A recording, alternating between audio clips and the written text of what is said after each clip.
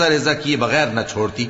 और कौम समूद के हाल में भी निशानी है, जब उनसे कहा गया कि एक वक्त तक फायदा उठा लो, बस उन्होंने अपने परवरदिगार के हुक्म से सरकशी की, सो उनको कड़क ने आ पकड़ा और वो देख रहे थे।